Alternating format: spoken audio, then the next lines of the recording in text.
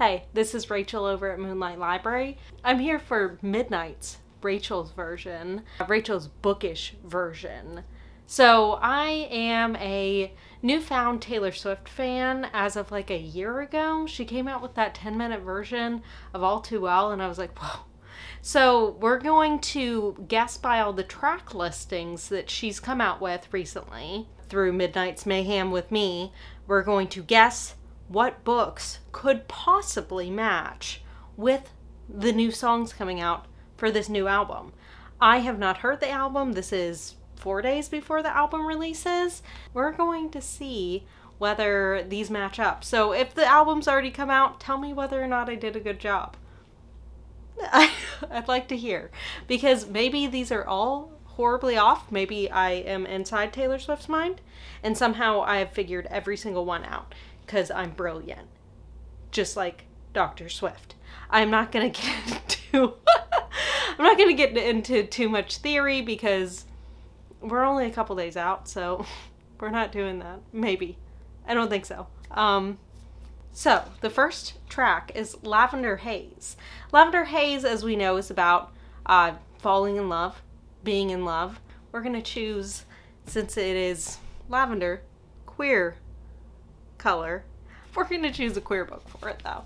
No matter whose sexuality is what, we're choosing this. Red, white, and royal blue. So cute. Falling in love. These two people. And they're like, we have the Prince of England and then the president's son. The United States president's son. And they're both adults. And so this is like an adult romance. And they meet each other, and at first they're button heads, but then they're doing a little more. And it's really sweet. And this is a Lavender Haze right there. I love them. Next up is Maroon. It could be the color. It could be to be marooned, like on an island. So I have decided I am going far out of left field with this one. Unlikely Animals by Annie Hartnett. There's this man. He is living in New Hampshire, I believe, and he has a brain tumor or something. They don't really know clearly what it is, but it's causing him to like see things and like see ghosts and speak to animals and stuff like that. And it's like narrated by ghosts as well, and from the cemetery of this town. And I just feel like it's like being marooned in your own mind, you know? Abstract way to look at being marooned. So next up is anti-hero. Anti-hero's always been a term that I'm like, who is an anti-hero? Like a hero, a villain, an anti-hero, blah, blah, blah. Anyways, a central character in a story, movie, or drama who lacks conventional heroic attributes. So we're gonna choose The House Across the Lake, and this is by Riley Sager.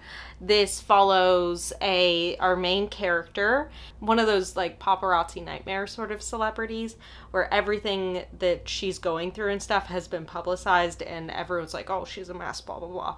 So she is living in her family's lake house and another couple moves in across the road and she thinks she witnesses something and she just goes about everything in the wrong way.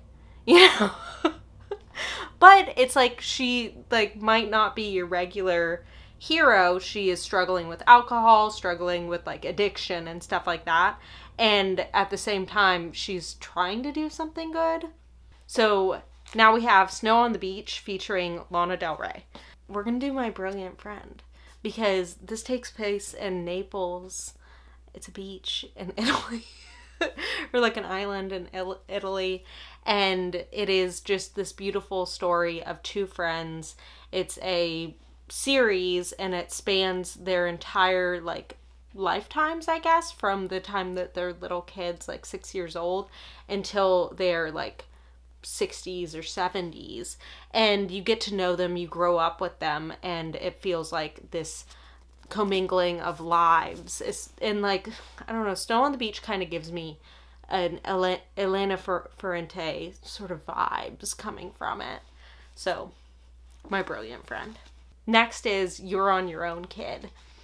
So, You're on Your Own, Kid I thought I matched this with Snow on the Beach, and I was like, well, that doesn't make any sense. You're on your own, kid. So Sally Rooney, it is like these 20-somethings kind of growing up and learning about adulthood and friendship and relationships and just like the complications of all of those things. And I feel like it's very you're on your own, kid, you know? You're getting thrown out into the world. That's what happens. Okay, so Midnight Rain was supposed to be my brilliant friend. But I think it really worked with Snow on the Beach, so we're gonna try and make the other book that I chose for Snow on the Beach, Midnight Rain. So let's see how I do. So I chose You Made a Fool of Death with Your Beauty. I don't know why I said that so weird. You made a fool of death with your beauty. And I feel like it's the idea, Midnight Rain, it's kind of like this sad but cleansing thing. Like you're alone in your house in the night and you hear a rainstorm, and it's comforting, but it could be kind of scary. And it goes along with this book because our main character, her husband has passed away, and she's just learning through grieving, like coming out of grieving. Well, you're always grieving, kind of. But it's been years, and she's decided to venture back into potentially meeting someone. And it's her walking back into what is love? How can I give and receive love now? Beautiful. Next is question. ... question mark. Leave the world behind. Because we're questioning everything in this book. Is the apocalypse happening? I don't know. This couple goes to an Airbnb, and another couple shows up and says, this is our Airbnb, and the apocalypse is happening, and they're like, ooh, can't get reception on our phones or anything. It's kind of confusing, but they're like, where was the news? Where, you know? So they're trying to figure out how to coexist with this other couple that they don't know, and like, it's so good and so strange, and it's very question. Vigilante shit? Obviously, Finlay Donovan is killing it. Because Finlay Donovan is our vigilante. Finlay Donovan, maybe she doesn't want to be our vigilante, but she is. And she is killing it. She gets mistaken as an assassin, or a hitman, assassin, whatever. And she gets hired by this person to kill their husband. And she's just like, you know, but the guy, he's pretty bad, so what's she gonna do? Vigilante shit. Bejeweled. That's gonna be So Happy For You. Because So Happy For You is about the future of if weddings became like the most important thing in the world. And it follows this woman who has no interest in getting married, but she becomes the bridesmaid to her old best friend that she's not really even that close of friends with anymore. And it is, whew, it is weird. It is crazy. It's like, you think it's gonna, oh, that sounds heartwarming or something. No. Why am I choosing it for Bejeweled? Because the woman has a ring on her finger. That's why. That's why. And the shit's crazy. The shit is crazy. Stuff happens in this book that I'm like, what? What? Go. Yeah. Maybe it's not for everyone, but it was for me, so it's for everyone. Next up, Labyrinth. Piranesi. I would also choose House of Leaves. Just throwing that out there. But I want to choose that for everything. So Piranesi, we're following Piranesi, who is, I can't really even describe it, but trust me, it's very Labyrinth. I feel like if I start describing it, you're gonna be like, oh, you gave it away. But it just look at the cover. Look at the cover. This is Labyrinth. Karma. As Taylor would do. So Karma I chose in the dream house because this is a memoir. This woman is writing about her ex-girlfriend, and just, it is a tell-all. but in the sense where it's not really a tell-all, but it is karma, because she was in this abusive relationship, and this book is beautiful, wonderful, magical. It has a choose your own adventure. It just like short chapters, easy to run through. There's a whole chapter on like Amy Mann. Love Amy Mann. So started throwing everything on accident. Next up is Sweet Nothing, and that would be Visit from the Goon Squad. I chose this one because it is a compilation of short stories, or also kind of a composite novel. So it's like you're looking into different areas, like vignettes of different people's lives that are in the same like group, kind of. It is in the music industry as well, so there you go.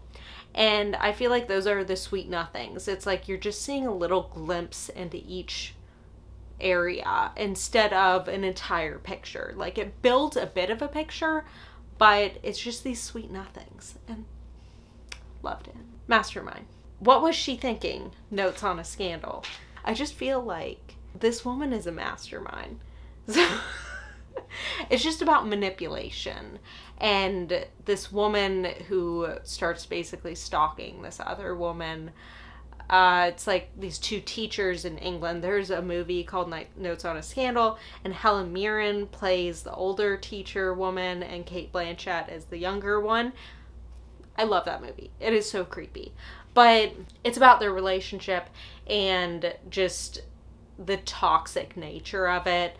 But in the sense of, I feel like it's all like there's so much coercion, and it's like a pattern that has been created. Super creepy. I know there's also a bonus track, but I haven't even, like, I remember what it, I read it. What is the bonus track of this album? Hits different. Let's see what we think. I'm gonna choose I'm Thinking of Ending Things, because I feel like this one hits different. You know, there's a lot of vibes going on, and it is ever changing. It is these two people going on a road trip, and what is really happening. Crazy. Oh, I didn't mean to drop that. Okay. Thank you for coming to Midnight's Rachel's Bookish version. Be sure to subscribe if you haven't. Love you.